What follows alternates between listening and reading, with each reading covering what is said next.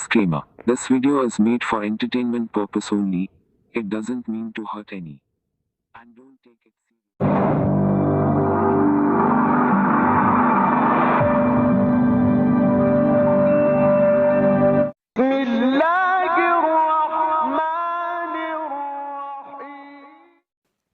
السلام علیکم۔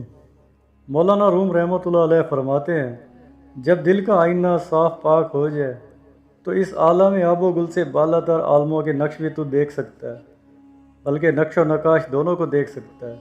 لیکن اگر آنکھ کے سامنے ایک بال بھی آڑا ہو جائے تو تیرا خیال در شہوار کو بھی پوت بتلاتا ہے، یعنی موتی بھی کنکروں کا ڈھیر نظر آتا ہے۔ تو پوت اور موتی میں اس وقت فرق سمجھ سکتا ہے کہ جب اپنے خیال پر اڑنے سے باز آ جائے۔ اے در شہوار پہچانے والے ایک حکایت سن تاکہ تو حقیقت اور خیال کا فرق سمجھ سکے۔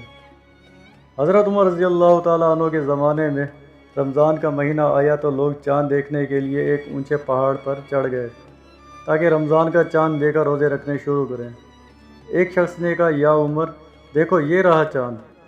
جب حضرت عمر رضی اللہ تعالیٰ عنہ نے آسمان پر چاند نہ دیکھا تو کہا یہ چاند تیرے خیال سے پیدا ہوا ہے، ورنہ میں افلاک کو تجھ سے زیادہ دیکھنے والا ہوں، مجھے چاند کیوں نظر نہیں آتا؟ پھر اس سے کہا کہ اپنا ہاتھ بھگو کر اپنے ابرو پر پھیر اور پھر آسمان کی طرف دیکھ، آیا پھر بھی تجھے چاند نظر آتا ہے یا نہیں؟ جب اس نے ابرو کو بھگو کر سب بال یکساں کر کے دیکھا تو کہا کہ یا حضرت اب تو چاند کہیں نہیں رہا، وہ تو غائب ہو گیا۔ حضرت عمر رضی اللہ تعالیٰ عنہ نے کہا نہیں، تیرے ابرو کے بال نے خم کھا کر تجھے وہم میں ڈال دیا تھا، یعنی اس کے ابرو کا ایک بال ٹیڑھا ہو گیا تو اس بال سے نئے چاند کا دھوکہ ہونے لگا۔ اب سوچنے کی بات یہ ہے کہ جب ایک بال کے مڑ کر سامنے آ جانے سے دیکھنے والے اور آسمان کے درمیان پردہ ہو جاتا ہے، تو جب تیرے سارے اجزائے فطرت ٹیڑھے ہو جائے تو کس قدر دھوکہ ہو سکتا ہے؟ اے سیدھا راستہ تلاش کرنے والے، اپنے اجزاء کو سچوں کے پاس سیدھا کر۔ ترازو ہی ترازو کو درست کرتی ہے اور ترازو ہی ترازو کو غلط کرتی ہے۔ جو گمراہوں فریبیوں کے ساتھ چلتا ہے خود اس کا وزن بگڑ جاتا ہے اور اس کی عقل کھوئی جاتی ہے۔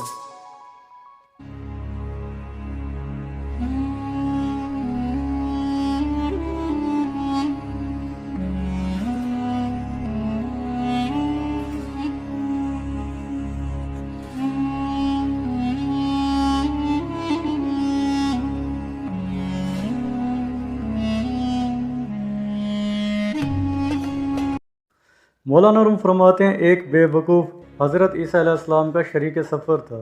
اس نے ایک گہرے گڑھے میں ہڈیاں دے کر کہا کہ اے روح اللہ، وہ کیا نام پاک ہے جسے تو مردوں کو زندہ کرتا ہے، مجھے بھی تو وہ اس میں پاک سکھا دے تاکہ ان پرانی ہڈیوں میں جان ڈال دوں۔ جناب حضرت عیسیٰ علیہ السلام نے فرمایا تو چپ رہ، یہ کام تیرا نہیں، تیرا دم اور تیری زبان اس کام کے لائق نہیں۔ اس نے کہا خیر، اگر میں ان اسرار کو زبان پر نہیں لا سکتا تو ہی ان ہڈیوں پر کچھ پڑھ کر دم کر دے۔ حضرت عیسیٰ علیہ السلام نے اپنے دل میں کہا کہ الہی یہ کیا بھید ہے، اس بے وقوف کو اتنا اصرار کیوں ہو گیا، اس بیمار کو اپنا غم کیوں نہیں اور اس مردار کو اپنی جان کی فکر کیوں نہیں؟ اس نے اپنے مردے کو چھوڑ دیا ہے اور بیگانے مردے جلانا چاہتا ہے۔ خدا نے وحی کی کہ بد اقبالی کو بد اقبالی ہی کی تلاش ہوتی ہے، کیونکہ کانٹوں کا اگنا ان کے بوئے جانے کا بدلہ ہے۔ جب حضرت عیسیٰ علیہ السلام نے دیکھا کہ وہ بے وقوف ہم سفر سوائے بحث و تکرار کے ایک قدم آگے بڑھنا نہیں چاہتا اور اپنی بے عقلی کی وجہ سے کوئی نصیحت قبول نہیں کرتا، بلکہ اپنی گمراہی کی وجہ سے معجزہ نہ دکھانے کو بخل سمجھتا ہے، تو جناب حضرت عیسیٰ علیہ السلام نے اس کی درخواست کے مطابق ان ہڈیوں پر خدا کا نام لے کر دم کیا۔ خدا کے حکم سے وہ ہڈیاں زندہ ہو گئیں۔ یکا یک دیکھا کہ وہ تو ایک شیر سیاہ تھا۔ اس نے ایک چھلانگ ماری اور پنجہ مار کر اس شریک سفر کو پھاڑ ڈالا، اس کا سر توڑ کر بھیجا پاش پاش کر دیا اور اس کا خول ایسا رہ گیا جیسے اس میں کبھی مغز تھا ہی نہیں۔